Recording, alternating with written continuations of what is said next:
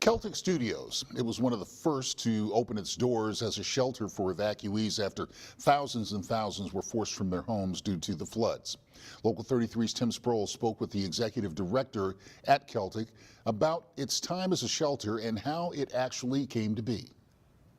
Things are slowing down at Celtic Studios. Just over a week ago, it was a beehive of activity, almost standing room only as evacuees were bussed and flown in, and volunteers showed up in the hundreds. But now it's quiet, and there aren't many people here. Things are winding down. The last of the evacuees moved out this morning, and the cleanup has begun. A number of Louisiana National Guard soldiers have stayed to help Celtic get back to looking like a film studio. It was a rough couple of weeks for the staff here, but it was something they were ready for. We made it clear to local and state officials that we were indeed empty, and if the chips were down and they needed us, we were an option. At one point, Patrick said that they had close to 4,000 evacuees on the property. Even at its most hectic, the team at Celtic knew they could pull this off. They had actually done it once before.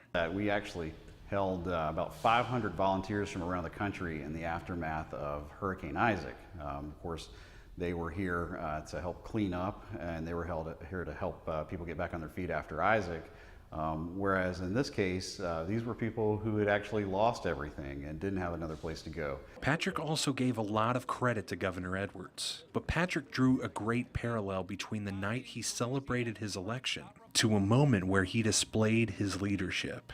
It was in this very spot where he was standing to address everybody that I saw him hug an evacuee. And I just thought how weird that is that a different moment in time, just a few months later, what are the odds that he would have to be dealing with something like that in the exact same spot? So it's a wrap on Celtic as a shelter, but hopefully we will see lights, cameras, and action coming from the studio once again. In Baton Rouge, Tim Sproles, Local 33 News.